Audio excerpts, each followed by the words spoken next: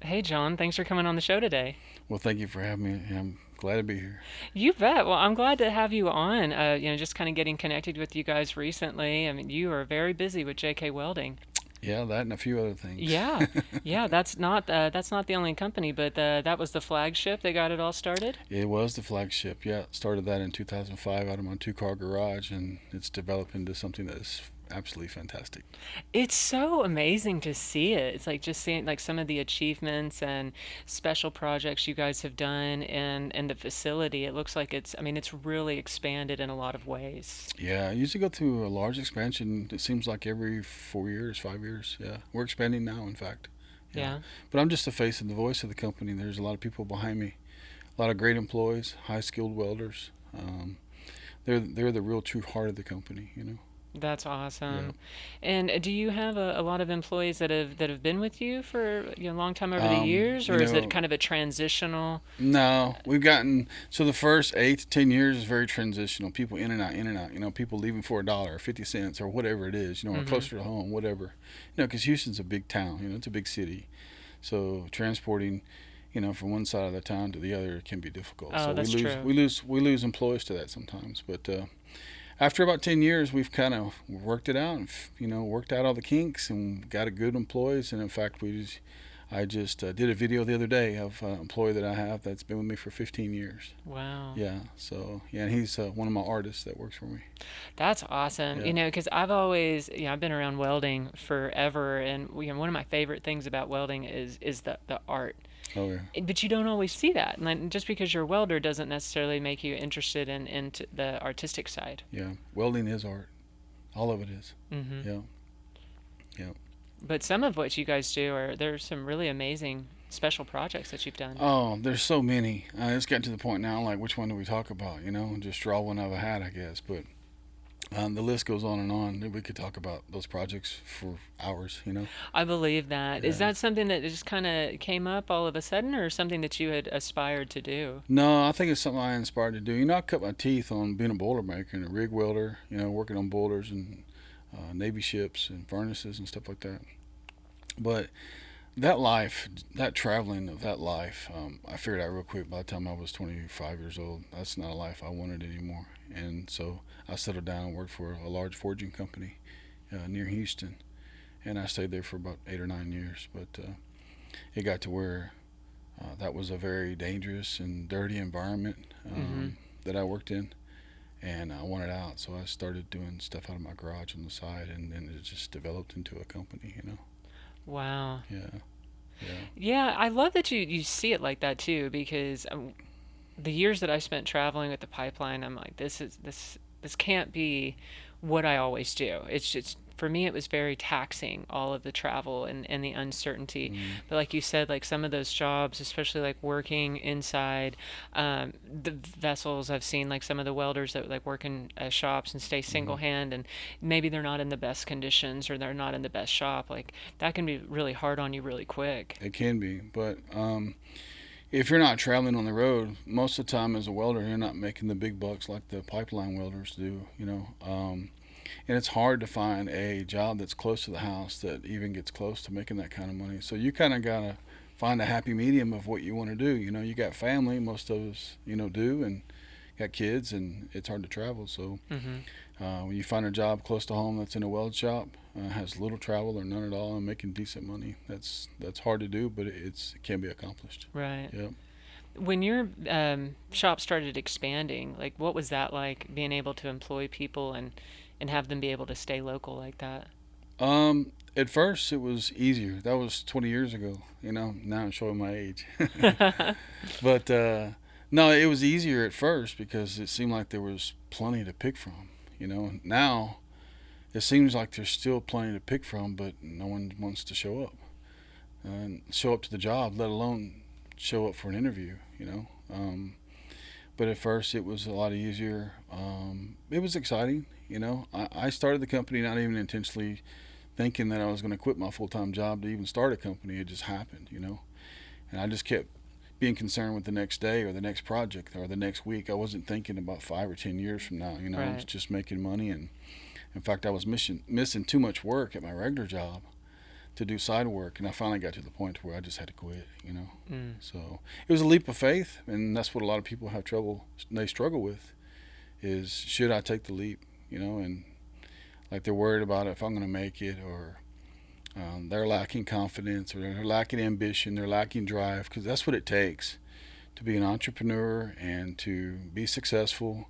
You've got to grind every day. You know, you got to be thinking that stuff every day. Your gears got to be turning. You got to be ambitious. You got to be outgoing.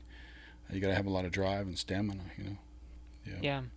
Yeah, absolutely. And that will separate people really quick. That separates the men from the boys. Absolutely. I agree with that. Yeah. As you guys kind of developed over the years, when did you decide to build on the social media presence? Because when I look at JK Welding on social media, you guys are very established on all your channels, and you put out consistent content. Yeah. Well, thank you. I appreciate that. I actually did all the social media for the company for 17 years myself. Really? Yeah. Dang. So I'm a late nighter, but I'm also an early riser. That started when I quit my full-time job. So as far as long days, you know, getting up at 4:30 or 5 and not going to bed till midnight or 1 o'clock. Mm. So I'm just wired like that, you know.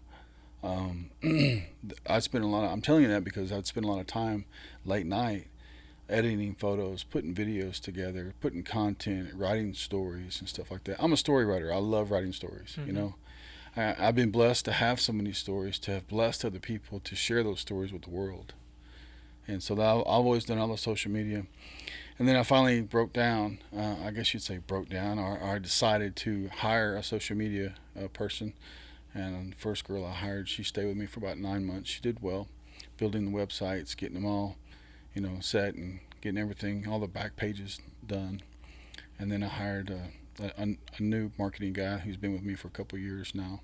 And in fact, we hired a new assistant today, so it's growing, you know. We want to create more content as far as stories, you know, as far as from cradle to grave of the projects, how they were developed, and how they're processed, and the completion of it, and where they're going and what they're for, and just have more explanation and more stories, you know. So I wanted to grow to the next level of social media storytelling. That's what I want to do. You know? Yeah. Oh, I love that. I love that you see that too. That was very similar to when I started my podcast, because I'd had all my experiences, and I've a lot of great experiences that I had working in the field, and being able to see like where there's some broken links in our communication in the industry, the opportunities that are there that people don't know about. And then of course just really good oil field stories. I've have some of my own, and I've definitely heard quite a few. Yeah. So it was nice to be able to start a platform to where that could exist. It was just, being an entrepreneur, being an artist, being able to take an idea and bring it to life, and then watch it grow. Yeah. You've got to be you can't be scared of the camera. You got to create stories, And I'm not saying all the stories have to be true. I mean, you can add some false stuff in to make it funny, or make it interesting. They always say you got that hook, you got to hook somebody in the first 2 or 3 seconds. Otherwise, Right. they just thumb on to the next video. Oh, yeah. So everybody always tries to get that catch, in the beginning of all the videos. Yeah.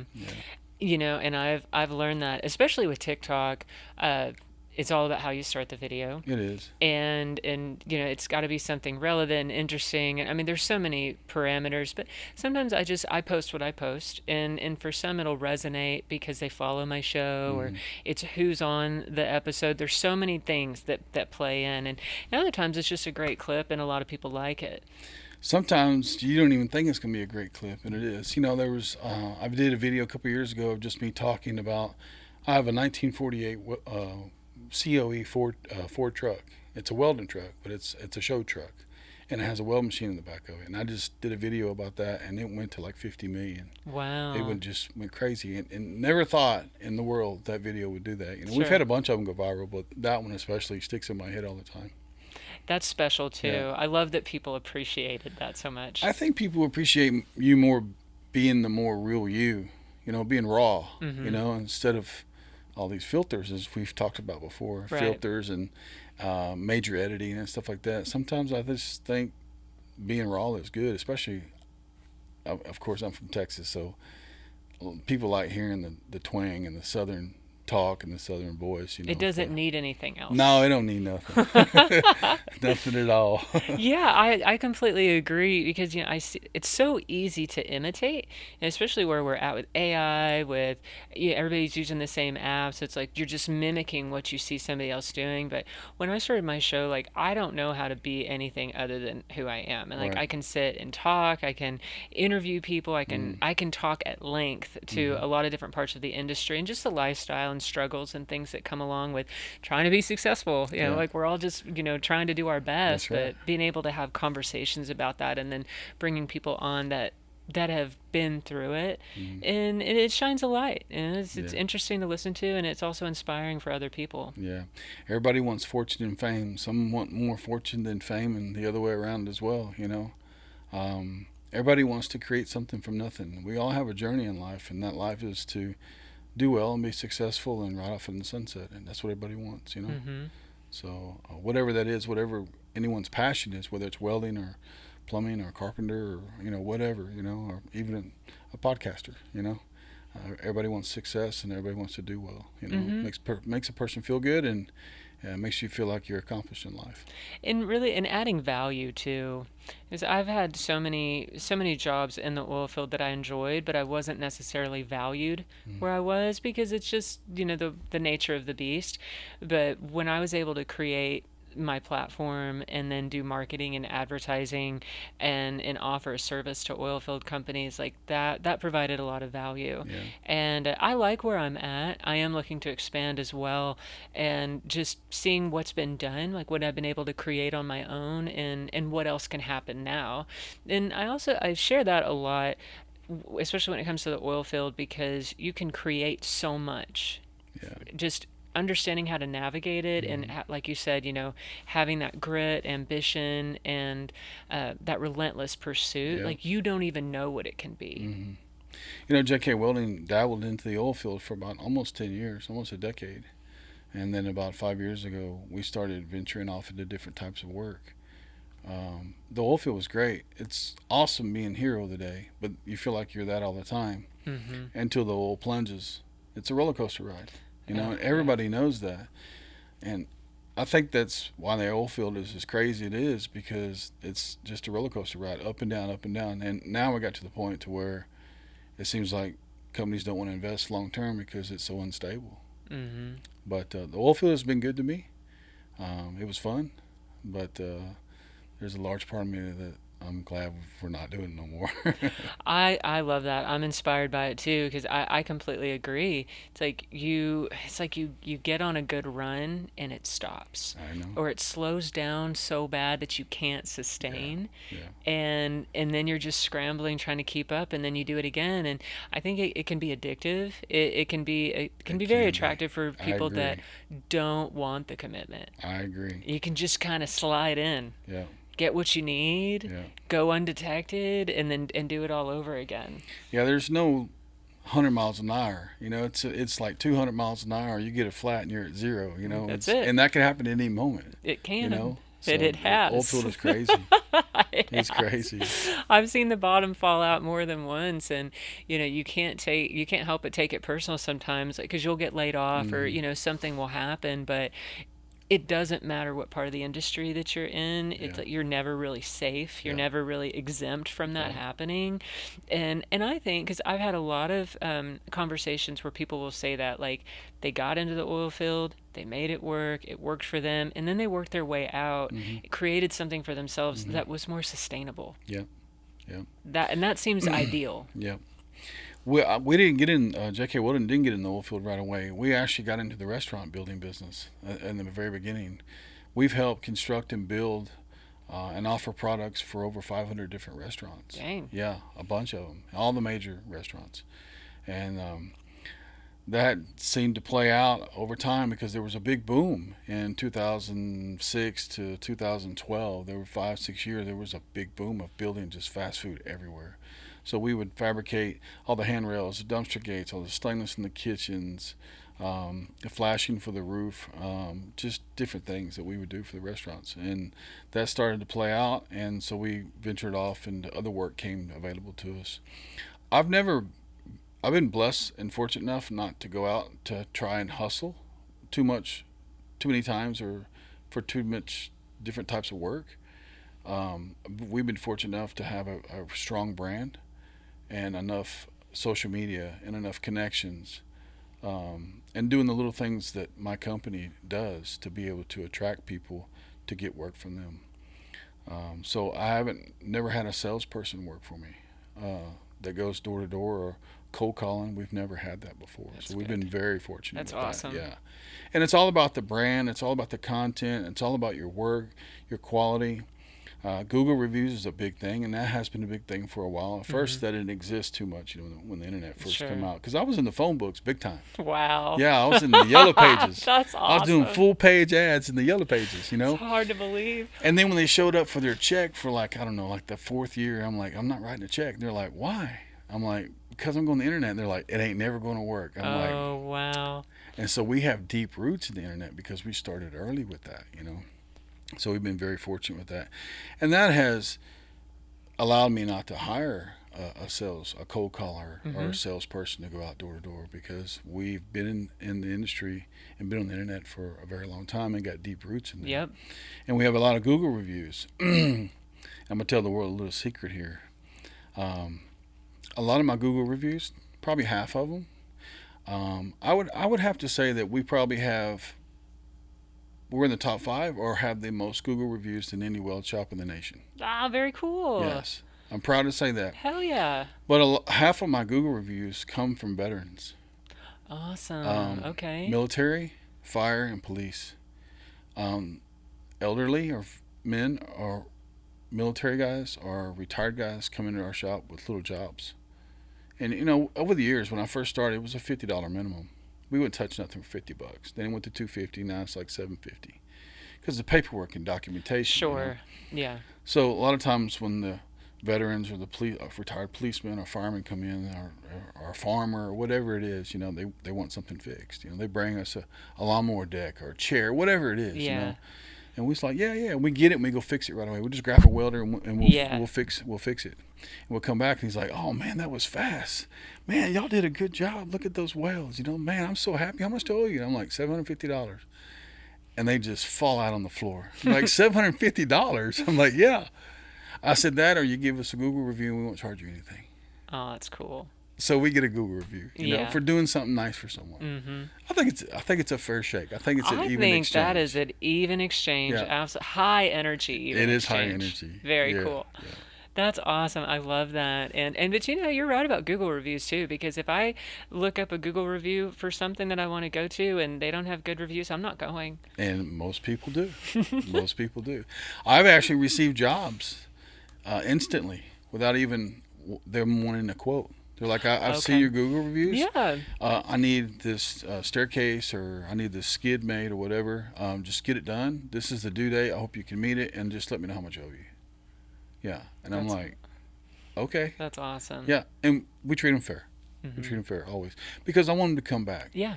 Repetitious work is very important. Oh, huge. It's more important than word of mouth, Hmm. So, Yeah, no, that's very true. And I've tried to say that, especially over my last 2 years, really getting into more of the marketing side. The better you market yourself, the more you're mm, established and you're known for the hmm work you do, the less you have to sell it. yep, I can't get that through to a lot of people. A lot yep, of people it's just cold calls, knock on doors, doesn't matter, it's just like really just keeping your head down. But when your work speaks for itself and you're visible the hmm way you are, I think that's a sell. hmm That yeah, replaces the cold yeah. call. And people don't really allow you anymore to just cold call or walk in anymore. Oh, Like, that's that's gone. it really is. That's gone. I don't But mind it. I want to tell you, in the early days, I had it down. I had it down. If I did a cold call and I went up to any size corporation, any size company, I'd walk in and want to speak to the purchasing agent or the buyers, and they're like, well, they're busy or whatever. If the girl working up front was a skinny girl, I'd come back the next day with flowers. If the girl working up front was heavy set and healthy, I brought her donuts, and I got my foot in the door just about every time. I could see that. The observation and the appeal to the interest. Oh yeah, Absolutely. Sorry, I'm sorry I was profiling back then, but You definitely were, but I got it's my foot in the door. you did. That's the objective. That is definitely objective, and there's a lot of gatekeepers, and some of them run a There are. tight ship. There are. I think it really died off too during the pandemic because Mm-hmm. you couldn't go in anymore. Mm-hmm. And it just, I think more people moved to social media Yeah. and obviously emails and Teams calls and whatnot, but it's frowned upon to just show up. It is. It is. It's frowned upon less though, as far as job sites. I used to do that a lot. If I didn't feel like I could get my foot in the door somewhere, I saw a job site. I saw, when they have a job site, they usually put the company's name on a Mm-hmm. banner, and I would see a job site, and then I would go that day or the next day. I planned to go by there, and of course, superintendent usually is wearing a white hat, Mm-hmm. and or there's a job trailer, and I walk in with hats and kolaches Yeah. and stickers. Bring gifts. Oh yeah, always bring gifts. I'm big on gifts. Yeah. Even today, if I quote a reasonable sized job for you, or we do a job for you, we complete job, or we just get a purchase order. We have developed a system to where we send out JK Welding gift boxes, and they're full of swag, from hats, tumblers, pins, all kind of really neat stuff. We even laser cut our own bottle openers, so we put Oh, those that's in there cool. too, and we send all those out. We send hundreds, almost thousands of boxes a year to people. Even if I didn't get the job, a lot of times I get emails going, "Man, I wasn't expecting this. This stuff is really nice." And he or she might have not given us a job right then and there, but my stuff is on their desk or it's in their lunchroom. Because I have gotten calls from random clients, new clients, and said, "Hey, I saw a guy drinking coffee out of your coffee mug in the lunchroom, and I Googled you, and listen, I have a project. I want to know if you can help me." Absolutely, you called the right Oh, guy. yeah. Yeah. So you never know where it's going to end up. So always shake a hand, always hand out a card, always bring gifts, because you never know where you're going to end up in life, and you Oh, never know when you're going to cross paths with someone who needs you. sure. Yeah. Yeah, absolutely. Especially with welding, like there's so much that you offer that you never know who's going to Yeah. need that kind of service or how it can pop up. We'll do anything. Hell, I'll sell a pallet of grass to you. I'll mow your grass. It doesn't matter. Right. But you've got to have that ambition and drive. You got to have those ideas. You've got to be creative Yeah. in order to make it. But JK Welding does offer a lot of different variety of different things, from stainless, aluminum, steel, skids, laser cutting, plasma cutting. I did. I just shared one of your plasma Well, thank cutting. I you. did. I liked it. It was a recent plasma cutting. They were like there was a lot of different pieces, Hmm. and they were cut out. It looked like it was going to get bolted up. Oh, Really oh clean yeah, job. oh yeah, yeah. We actually made about 1,000 of those. There's Yeah, and they got many of them. galvanized. Yeah, we had them all put them all together. Yeah, Hmm. that was a nice project. Yeah, and Yeah, it looked like it. it It was was. very organized, Yeah.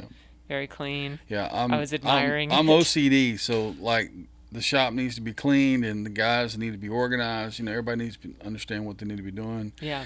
Delegating responsibilities and holding people responsible is important. Yeah. And if you want success, that's what you got to do. Being able to trust your team, hiring the right people that are going to elevate Hmm. your business, Hmm. having to just micromanage or being someone that micromanages or Hmm. hiring the wrong people, you're stunting your own Hmm. growth. And hey, I've been shoved to the curb before, and my feelings have gotten hurt from people I trusted. Yeah. But you know what? You've got to go on. You've got to go on and trust people. It may temporarily stall you for a second when you get burned or some employee does something to hurt you, but you can't fall down. You got to keep going. Right. Yeah, you got Yeah. to be. Oh yeah, I have been there. Yeah, You really like that's where you get your grit though. It's like where it you can is. keep going. It is. It is. But you got to be firm. To be a boss and be an entrepreneur, to be a businessman, you've got to be firm. You can't be soft. Hmm. You just can't. They'll run over you. What was that like when you started your business and you started getting employees? Was that a learning curve or did you just kind of come into it naturally? I've always had the straw boss mentality, I All guess you'd right. say. Yeah. When I was young, I was 22 years old. I was running a crew of 10, 15 men. Okay. So it was a natural ability for me. For me, I just fell right into place. A lot of people struggle with that. I fortunately enough, did not. It was second nature to me. Yeah. giving orders, delegating orders, holding responsibilities, making sure people did their job. That's good. But along with responsibilities and doing all that stuff, you've got to let people do their job. But as Reagan said, you can trust, but you have to verify. Yeah, You know, that's true. yeah, you got to go in behind people, make sure they're doing their job. You want to make sure. Yeah. That's my job. That's To your make sure job. they're doing their Yeah. job.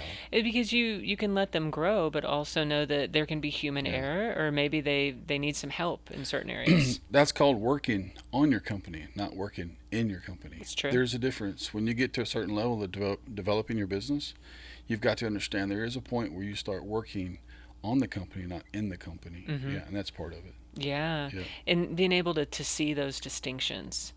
You got to be able to recognize it. Yeah. Yeah. Yeah. Yeah. Because you can just get covered up. You can. You can. You can. Yep. Now, it sounds like you've got a solid team now, and you've expanded, like you said. It's not just JK Welding. One especially that's unique is your gate company, the custom gates that you do. Yeah, Trails West Gate Company. They're located in Chapel Hill near Brenham, Texas. Yeah, they design and build gates and ship them worldwide, and install them in the southern region of the U.S. They are really impressive Yeah. too. Some of them are extremely elaborate. Yeah, they're really nice. Yeah, I didn't develop that company. That company's been in business for 35 years. I bought that company 6 years ago. Oh, Yeah, nice. I knew the man and woman who owned it. Unfortunately, the man passed away. The wife that was left holding the bag, I guess you'd say, to run the company. She's a very artsy person, and she couldn't run men. She Okay. couldn't handle welders. I Yeah, understand. she's like an artist. Yeah. So, she reached out to me. Her and I had a liking with one another as far as business, and she really wanted me to partner with her and help her grow her business back to where it used to be. And she kind of fell off the bandwagon, or the company did, because she wasn't driving it. So I actually wrote a contract to partner with her, and she got cold feet and walked. A year later, she called me again, and I redid the contract and talked to her and spent some time with her, like a whole week, and looking at her books, which weren't very good. But I knew the type of business it was. It was my forte. Like, I could totally see myself ramping this business up and Right. doing well. Yeah. Getting it back off the ground again. Mm-hmm. So the second time she got cold feet again. Oh, A year wow. later, she called me the third time, and I told her to screw off. Mm. But she ended up telling me, I want you to buy it. So I bought it from her, and she retired. So Okay. She just couldn't do it with you. It was either she was going to sell it or. well, I didn't know she was going to sell it. When she Mm. called the third time and told me she wanted to sell it, I said okay. So I bought the website, I bought the company, bought the land, bought the building. That bought makes everything. sense. I was wondering why it was far away from your shop and trying to Yeah, make that. well, it was already s- established. Right. That's the beginning of the hill country, Mm-hmm. and that seems to attract those type of gate entrances. Exactly. You know? Yeah. So it was already established there, and it's on the major highway of Highway 290 Mm-hmm. that leads from Houston to Austin. Great location. When I bought the company, of course, I got all the artwork and all the files and all that stuff. So we started generating business, and now they do 120 to 150 entrances a year. Ship gates all over, Indiana, Ohio, just Africa, all over the Wow. place. Yeah. That's awesome. Yeah, it is. It is. Very blessed. Yeah. Very blessed. Very cool. I could see you taking that on though, because it does seem like your area. Oh yeah, yeah. My expertise, forte, I guess you say. Yeah. Yeah, I love that type of work, the artsy type work. I love that. I really like to dabble and do things of people that generate somewhat of an idea, but they don't know how to tell me or know how to draw it. Mm-hmm. I've had hundreds of people come to me with ideas. The Texas A&M alumni came to me, and they wanted a party bus built. And I can share these photos with you later, but if you haven't seen it, it was just a yellow Goodman school bus, and they wanted to create a party bus for A&M, and they didn't know what they wanted. So I threw out a few ideas, and they're like, "Yeah, that's great." And I said, "Well, this is about what it's going to cost." They said, "Okay, we'll bring the bus to you in 3 weeks." I said, "All right." Well, the next day they showed up with the bus at the shop. They walked in, and I'm like, "Hey guys, what's going on? Why are y'all here?" We brought the bus. I was like, "I thought you were coming in 3 weeks." "No, we want it now." I said, "Okay." I said, "Listen, I have one favor to ask. You can't come see it until I'm done. I need you to confide trust in me to know that when you get this bus, it's gonna be badass.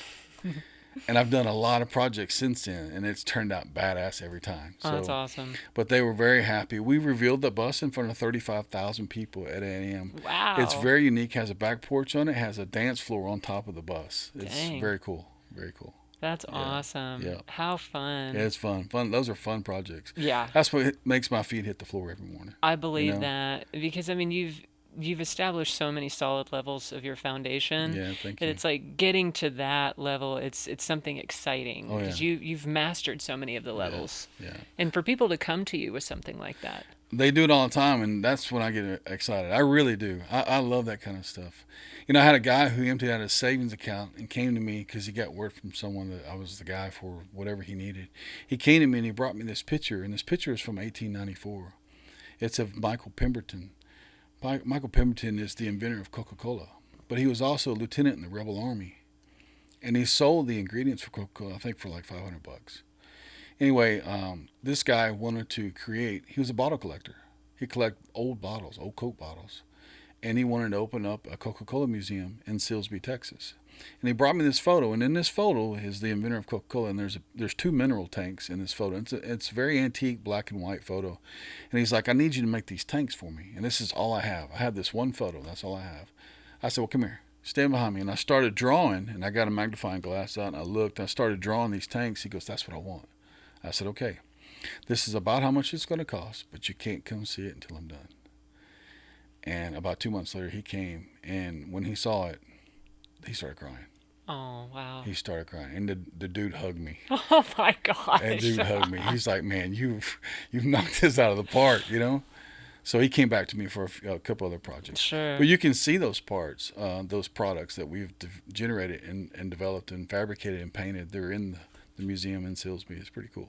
That's Yeah, yeah, awesome. it is. Very cool. Yeah, Yeah, you get to do a lot of interesting things and different opportunities. It seems like kind of come naturally to you like that. yeah. Like you've told me that you've done a lot of speaking engagements at different welding Oh schools yeah, and yeah. Probably for 9 or 10 years, I attended a lot of welding events at colleges and high schools. Um, a lot of graduations, stuff like that. Welding events, yeah. All around Texas, Wisconsin. I've been invited many times to go to, Kentucky and Missouri welding and just all over, So I've enjoyed it. I love speaking to people and inspiring people to become something more than what they were yesterday.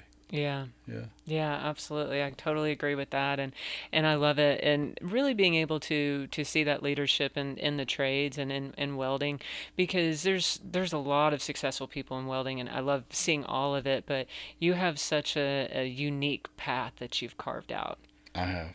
I have. I'm very thankful for it, and I thank God for it. Do you feel like you've been able to shape it the way that you like your original did you have this kind of vision or was it more just unfolding and trusting the process and trusting God?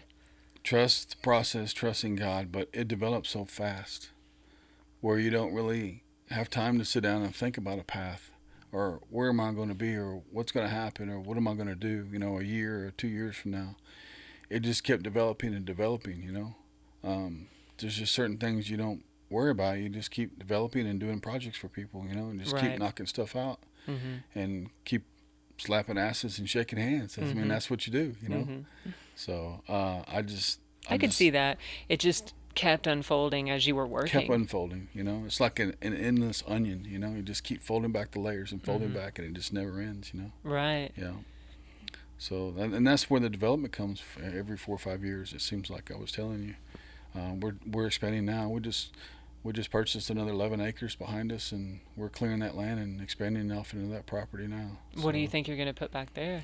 we're putting a larger paint shop, parking for employees, lay down yard, stuff like Oh, that. wow. Yeah, yeah. That's So exciting. I've developed a second location in Houston, and we've been there for 2.5 years now.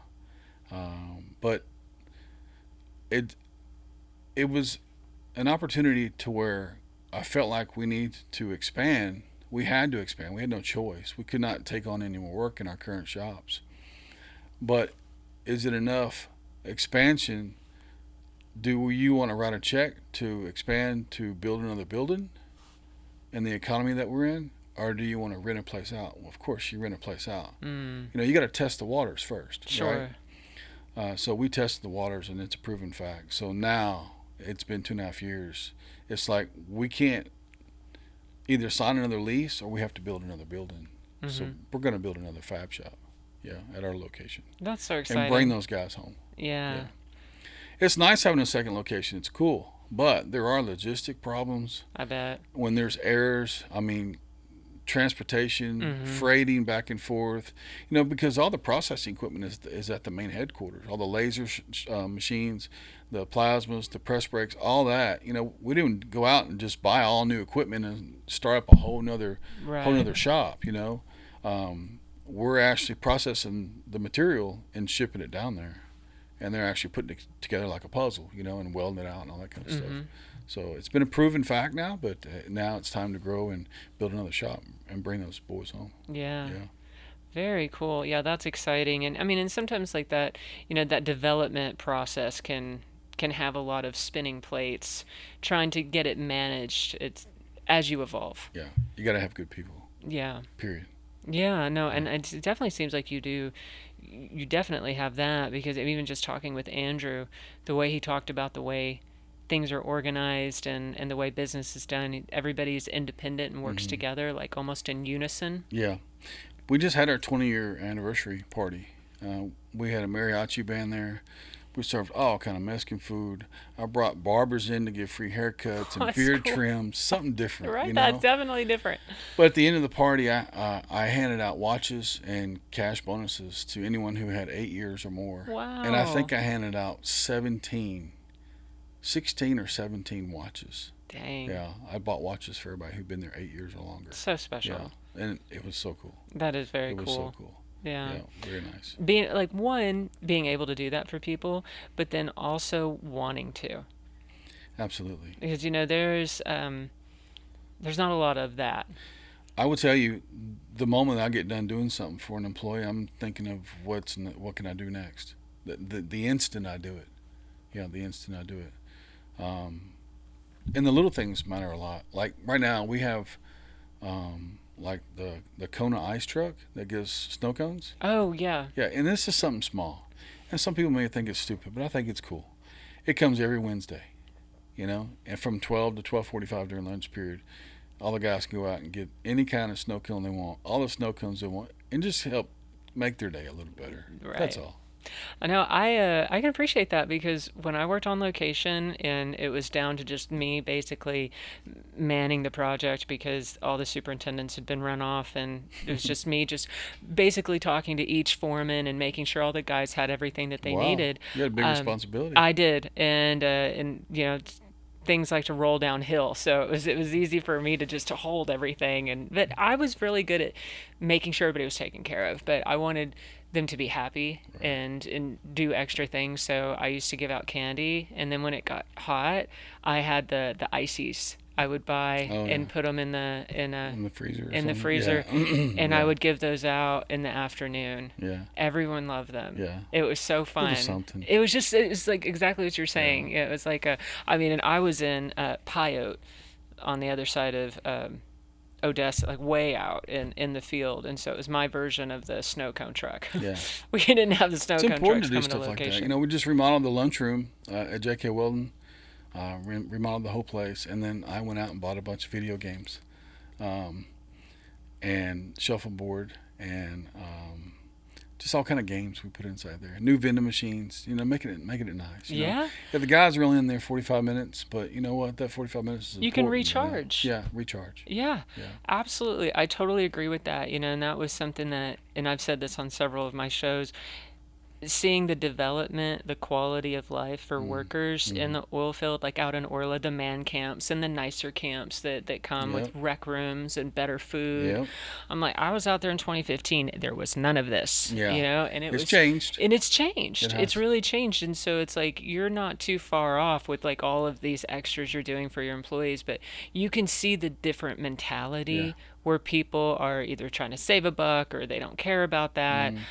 I think the better quality companies that grow and thrive are the ones that go that extra mile, Mm. that take care of their workers just a little bit Mm. more because it's fueling for them to get back out there and do their job because they feel Yeah. comfortable and appreciated. It's means a lot to for the employees to see the boss man come out, and I do this periodically, quite a bit. If I see someone doing a good job, I'll run in. We have a gift shop at JK Welding. I thought I saw a Yeah, video with a we gift do. shop. We have a gift shop. And That's a lot of people are cool. asking, hey, why do you have a gift shop? I'm like, well, the Rockets and Astros do. Why can't JK Welding? Wow. So we have a yeah. gift shop that's full of all kind of swag, and so I'll go in there and I'll grab a couple of hats, and sometimes I'll hand out $100, to someone, and here's some hats and or some T-shirts or welding jackets, just hey man, you're doing a good job. I just want to give you this and Oh, let you know that wow. you're doing a good job. Very cool. So yeah, Yeah, that's awesome. but you can't do that too much because then No. they expect it. Yeah, You know? that's special. You want that to Right. stay But special. you got to show appreciation. Yeah. You really do. Yeah. I agree, and I think it does so much for people, the camaraderie and feeling like they're a part of your brand. Yeah. That it's not just a job. They're not just Exactly. punching in. They are part of the brand. They help develop it. Yeah. Like I said, they're the heart. I'm the soul, and they're the heart. Oh yeah, well put. Yep. Very nice. That's awesome. So, I mean, let me ask you this because, as I've really been able to kind of dive in and see your social media, really see you set apart from, I mean, other fabrication shops, other welding companies. Has that grown significantly, the following and the interaction with your social media content? Or Yeah, it's grown. It's never grown to the level of where we all want our social media to be. Everybody wants millions and millions of followers, right? Including yourself. That's all about exposure. That's all it's Right. about. That's all about exposure. That's getting more jobs, getting more clients, and that's making more money. So that's the name So of the game. there's a trajectory there as far as like you're established, you've grown, but Yes. take it to the next level and it scales so simply. Mhm. So it's just more quality content, more people seeing it, and more people knowing who you are. Yeah, and sometimes it ain't even so much quality. Sometimes it's just content. It That's doesn't being necessarily raw. raw. Yeah, I would say quality doesn't necessarily mean over editing, but it's like a good, like I just watched a video of one of your guys reclamping the safety. ID tag? Yeah, Yeah. the ID tag, Yeah. like how That's if a it recent one, yeah. yeah, it was, and I was like, there you go. It's just like a little something that you can learn. To me, that's quality content, Yeah. like a tip like that. Yeah. Exactly. So Yeah. being able to like really see it in action. Yep. Yep. Exactly. Yep. I share things like that a lot. I do believe I know I did. Someone did a tutorial on how to read a tape measure, and I know I shared that. I made that a story Yeah. because those That, types of that things. might have been mine because I put that out there a lot because I deal with that with employees. Some of them not knowing how to read a tape measure. That's all the time. It's hey boss, it's 12 and 3 little marks. That's No, it's not it. not. No, it's not. No. That's So- funny. I used to be, because I've been a helper, and I was always so afraid to read the tape measure. Really? Terrified. Oh. Well, and I worked for some Because no pretty... one took the time to teach you. That's No, why. and even when they did, I mean, I worked for some pretty rough welders. Yeah. And so it's like you But can only those learn. are really good teachers. They though. can be. No, I can look back. I mean, oh my Especially gosh. if you're a girl. Some they would of the take things they time. taught me. I mean, it's like, and I know you measure once or you measure twice and cut once. Yeah, Like, yeah. that's a big one. Yeah. Definitely things about reading a tape measure, setting yourself up, looking like you know what you're doing, not tripping over anything. And I mean, just so many things. But when those environments could be stressful for one reason or another, temperaments get flared easily, like that can create some friction in the learning environment because you're just trying to make sure you do it right. Yeah. And if you don't, it's not good. But welding was always my favorite part of anything I've ever done because I've operated, I've been a helper, I've been a QC, I've run projects. Wow. But I'm welding, impressed. You need a job now. well, yeah, definitely like to a point now where I'm exploring new options because to build the podcast, I had to be completely devoted to it to get it to what I wanted You it have to to be, and that's anything. And I have been almost 2 years, not even 2 years. It's grown substantially. I see you've done well based upon what I've seen. Thank you, and I appreciate that. And a lot of it came with this theory about LinkedIn marketing, creating a network, but then also wanting to be education and a platform for blue collar Mm-hmm. trades and bring the worlds together. Well, now that I've done all of that and I've been able to, even in hindsight, look at what I've learned, like, okay, maybe it's time for me to do something else alongside the podcast. It just, at the beginning, I couldn't have ever seen that because there were so many elements of doing this that I didn't know how to do. It's like hosting the show, booking, travel, logistics, the studio, Yeah. all the marketing and promos I do for myself, all the Yeah, it's editing work. apps. Never stops. But it's kind of like what we were talking about with you. It's like once you master certain levels, then it's like that. Well, that's second nature. That's not even taking any time, and so it's funny because like when I look back on things that I've done, like I really did learn a lot, Mm-hmm. and I really Don't realize it though. didn't realize it because it's again like when you're trying to survive, work slows down, and you're not necessarily looking at the vision.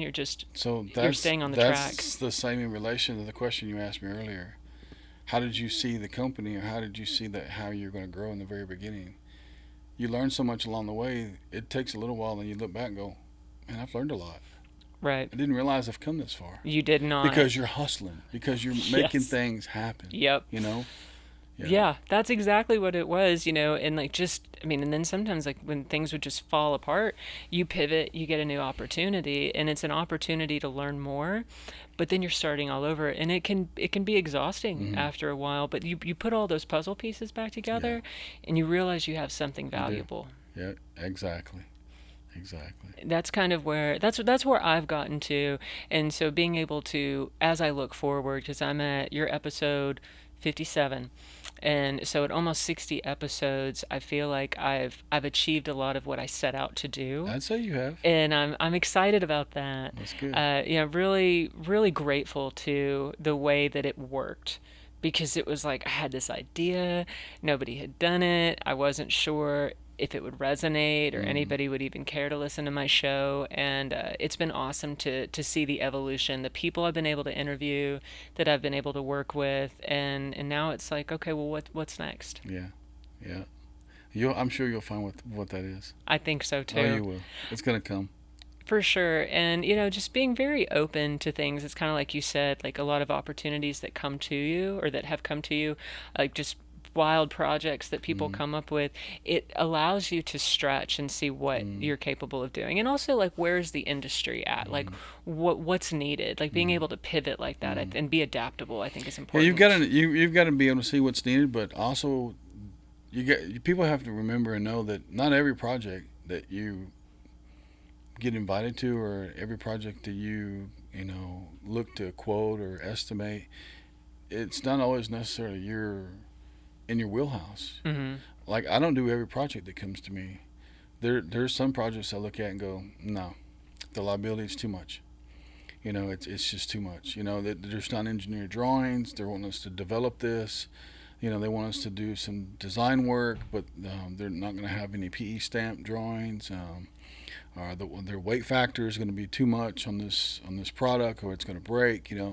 There's a lot of factors you have to put in that kind of stuff to decide, hey, is this something that I want to do or not? Because you can get yourself into a legal battle real quick if something fails. That's very true. Yes, very true. And then if you're in a murky area, like you need the work Mm. and you try and take it Mm. on, it can get even worse. Mm-hmm. I got called by a water park in Texas to come look at a job, and it was our highest water park slide, and they needed a bunch of repairs on the walkways. And when I went there, it was 96 feet in the air, and part of the walkway there was big holes in it. They wanted us to rip it out and put new metal decking down and put new lightweight concrete back down. And so I bid it and fixed some handrails and some other stuff, and I bidded the job. It was like $100,000. And they called me 2 days later and said, hey, we need to cancel the job. I'm like, well, I've already bought material. I've already put in equipment over there. They're like, well, we got someone else. Okay. I said, this is a very hazardous job. Are you sure you want someone else on this? Because I know what I'm up against, and I know what I'm doing with me and my people. They're like, we got someone else. To keep the deposit, we'll find something else for you to do. Okay. 2 days later, on the news, welder falls through hole Oh my gosh. on a walkway at a water park. Wow. And I'm like, oh my gosh, the things you don't even think about happen, Mm-hmm. and it just boom. It was a big liability. Maybe I should have taken the job, but they took the job from me, and look what ended up happening to someone else. It's a sad story, but Mm-hmm. it makes you really think in life. Do I need the job? Do I have to have it? Mm-hmm. You better start rethinking a few things when you start doing these high liability jobs. Right. And I've seen that, not that severe, but I've seen people take jobs that they weren't equipped to handle. Yep. They didn't have the skilled labor Hmm. force to handle it, Hmm. or even just being organized as a And they company. got burnt later on, didn't they? Oh, well, they're not there anymore. Yeah, exactly. They got Yeah, burnt. they will self-destruct real Yep. quick, and you can get people hurt. Oh yeah. Yeah, I mean, all kinds of things can happen, and so you're right. And I think that, when companies make decisions out of desperation Hmm. or it's job scared, Hmm. that's when things will happen. Or like if you're like maybe that water park, just possibly what happened was they went with a cheaper They did. contractor They did. and thought this will be our better Yeah, option. they did. Whereas if you would have come out like you said, I know my guys, we know what we're doing, that Yep. may not have happened. Now Hmm. that's in I theory, guarantee it wouldn't have happened. but there you go. Yeah. Yeah. Putting safety factors in place for your people is important. Yeah. Yeah. No, it really is, especially with something like that. Yeah. You got to be able to recognize it and put those factors in place. Mm-hmm. Yeah. But Yeah. we don't do any field work hardly anymore. I'm very selective on what field work we do. I sold all the welding rigs 2 years ago, from a combination of a bunch of things, and this is in no order, but between toll fees, Oh, yeah. gas prices, Mm-hmm. and auto insurance. Yep. Our auto insurance has tripled over the last 3 years. In addition to that, employees showing up, guys stopping at the taco shop and having a big breakfast and not getting to work at the job site, and clients calling me going, "Where are your guys at? It's 8:30." Yeah. Just a wide variety of different things that I'm like, you know what? It's not even worth It's it. not even worth it anymore. Mm-mm. It's not. I can't charge enough. The Right. market only allows you to do so much as a company. Yeah. Especially when you're doing a wide variety of various different types of jobs. If you're a steel erector, you bid a package to fabricate and build a building, and then also include it in a different fee within the same contract is to erect it, and you have a crew of erectors. That's one thing. But if you're calling me and you're saying, "Hey, I need you to build a 125-foot monkey cage over here for my monkeys," which really happened, and a giraffe enclosure, but I need stainless handrails over here also. I mean, that's just a wide variety of different things to do there. That's not erecting a building. So Mm-hmm. you've got to be able to recognize if you're going to be versatile and going to do a bunch of different types of work, you got to be able to recognize the fact of the downfalls of what you might occur and what might come in play. Right. Yeah, No, it can absolutely. cost you a lot of money. Mm-hmm. Yeah. No, it really can. And, I mean, I see a lot of companies list, 18 different services on their website. I'm like, how many of those can you perform well Hmm. or actually Hmm. carry out? Because it's hard because, you want to be turnkey, run lean. Hmm. It helps when employees are at least well versed Hmm. in different areas Hmm. and could jump on a machine. I remember one time I was helping a welder. We were on location. We were making a tie-in in the pipe rack, and the traco operator, he wasn't an operator. He was a laborer trying to, and we're just setting this joint. They're just, trying to line up Hmm. the bevel. It Hmm. wasn't anything, but he did not know what he was doing. He You didn't jerk even the know. pipe or what? He didn't jerk the pipe because he didn't throttle it up. Like he couldn't even get any. Oh, He couldn't get wasn't. no momentum. Everybody knew like right away, like this guy is not. I Not mean, he gonna could work. get somebody hurt, Right. Yeah. obviously. Yeah. So my welder told me to go get in the seat, and I did. It was How'd like, you do? oh, I did fine. Oh, great. I mean, that wasn't There that you was go. that was nothing. What are you doing here? You Yeah. should be on a track. They it was just like, well, I mean, I was an operator. Work had slowed down, so I said, well, I want to learn how to weld.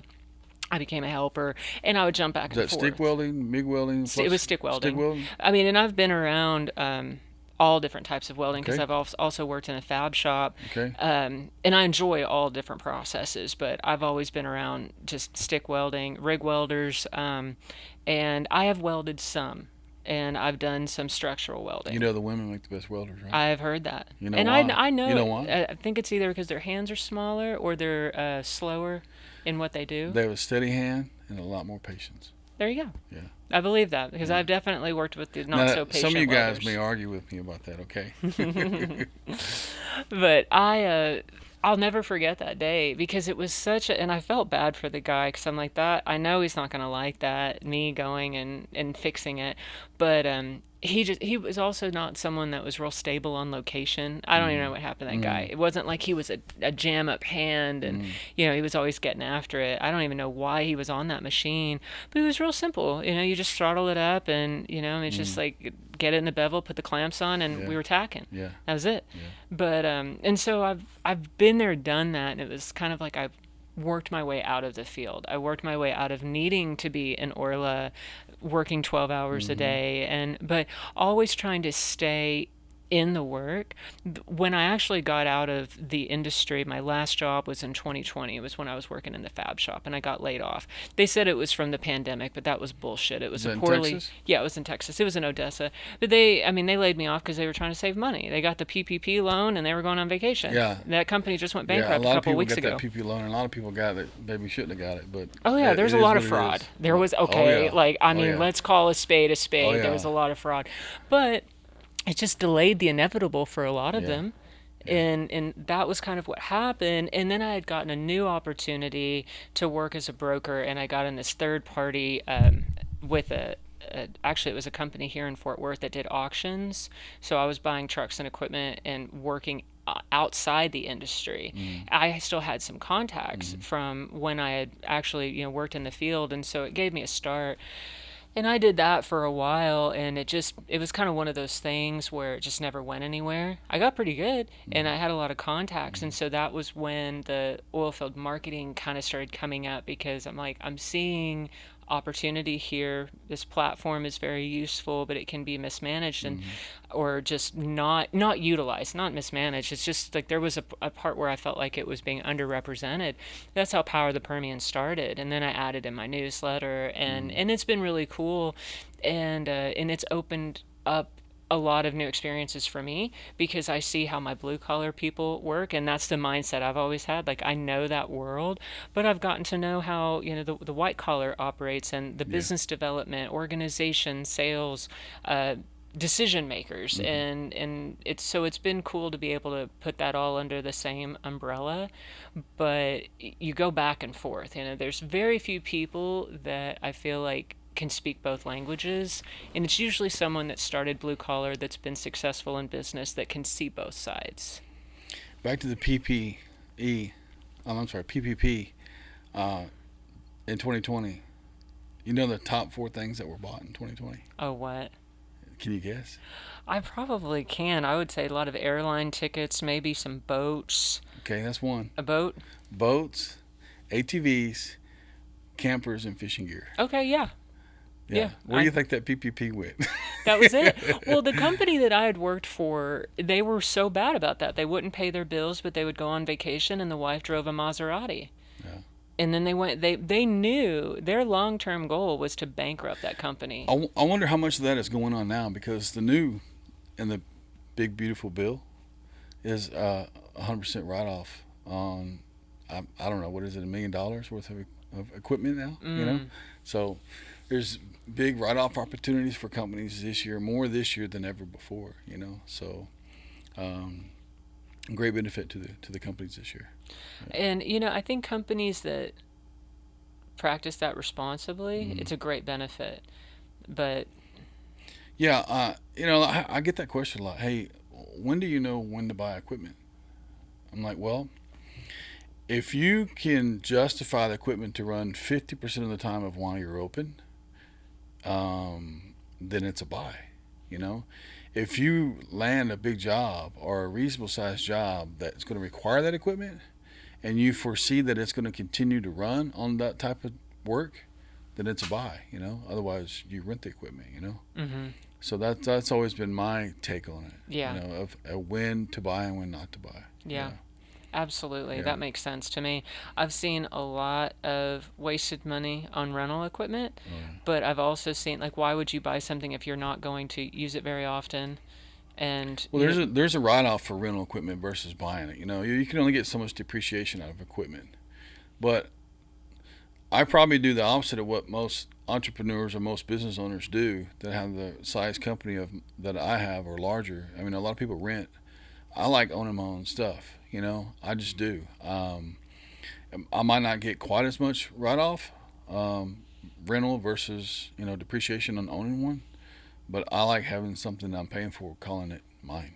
Right. Yeah, Yeah. yeah, Yeah. I think, and once you get to that level too, where you're confident in, and it's your company. yeah.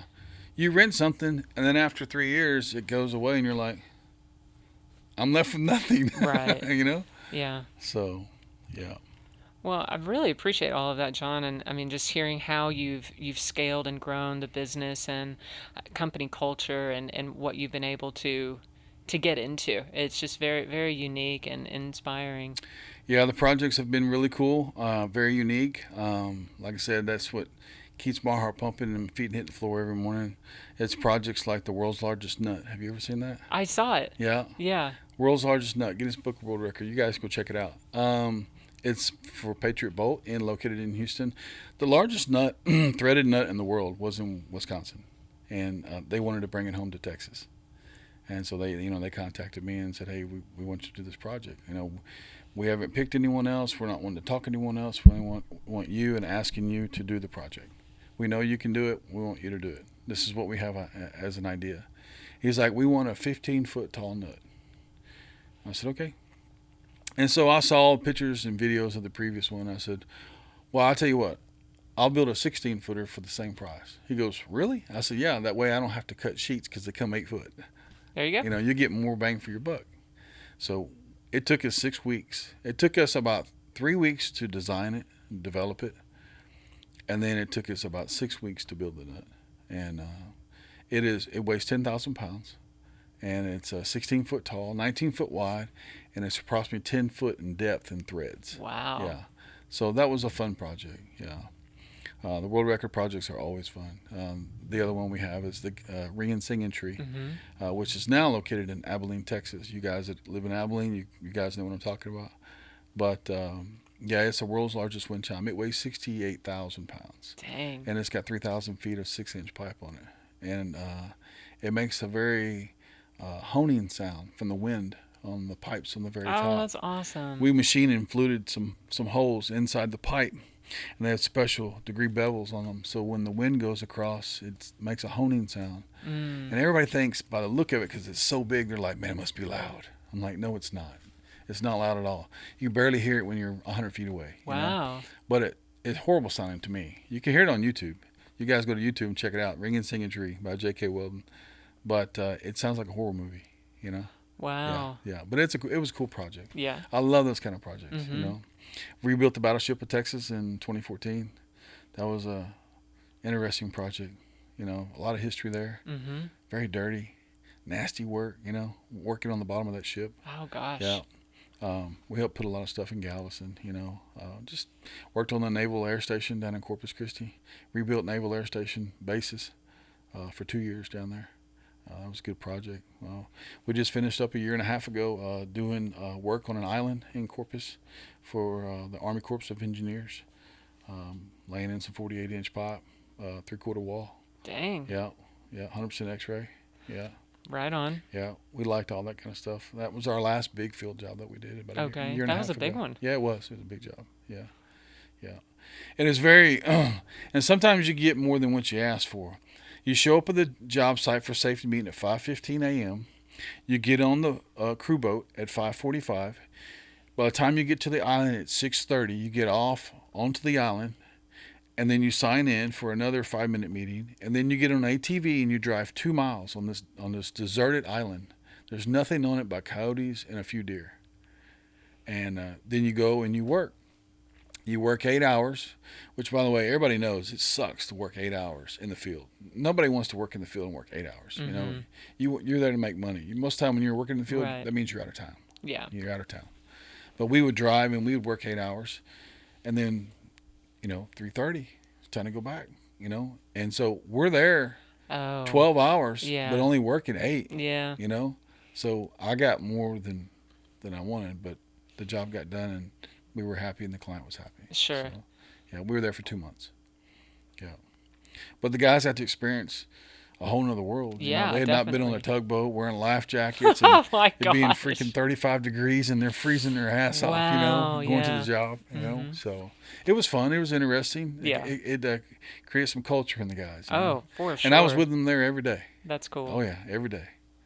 So That's it awesome. was interesting. Yeah, John. Well, I appreciate all of that and hearing all your stories. It's definitely you've carved out your own path. That's for sure. Yeah, thank you. It's been an adventure and I've enjoyed it and there's a lot more to come, I you know. believe that, and Oh, yeah.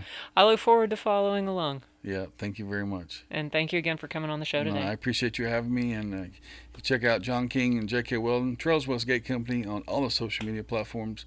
And thank you for having me, and you guys have a good day. You bet. And thank you everyone for watching Power of the Permian. We'll see you next time.